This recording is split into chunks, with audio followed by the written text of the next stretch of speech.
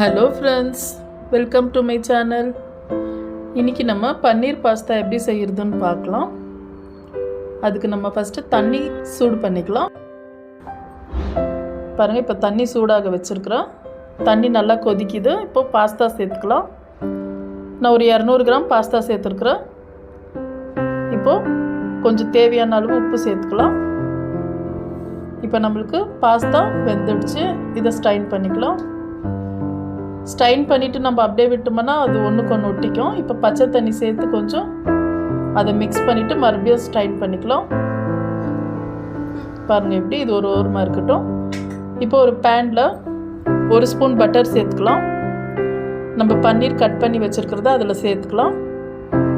கொஞ்சோண்டு ஒரு சிட்டிகை மிளகாத்தூள் அப்படி தூவி விடுறோம். இப்போ இதை திருப்பி நம்ம கொஞ்சமாக ஃப்ரை பண்ணி இதை நம்ம செப்பரேட்டாக வச்சுக்கலாம். பாருங்கள் இந்த மாதிரி.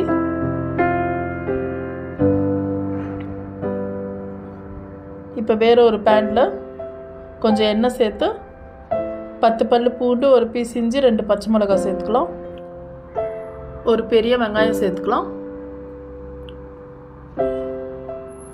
4 வரமிளகாய் சேர்த்துக்கலாம். இதெல்லாம் கொஞ்சம் லேசாக வதங்கட்டும். மீடியம் சைஸில் 3 தக்காளி சேர்த்துக்கலாம். இதெல்லாம் வதங்கின உடனே ஆற வச்சு இதை அரைச்சிக்கலாம். இது தனியாக இருக்கட்டும்.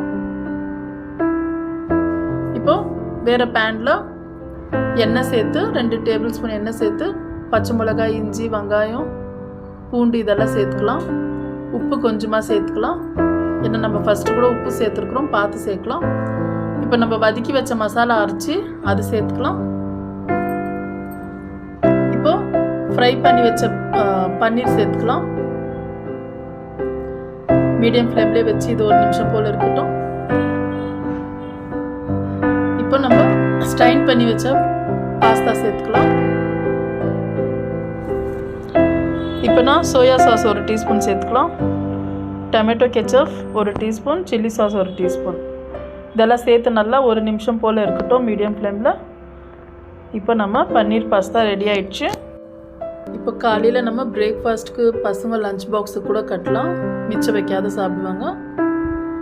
நம்ம பன்னீர் பாஸ்தா ரொம்ப டேஸ்ட்டாக கொஞ்சம் டிஃப்ரெண்ட்டாக செஞ்சு கொடுத்தா பசங்க விரும்பி சாப்பிடுவாங்க.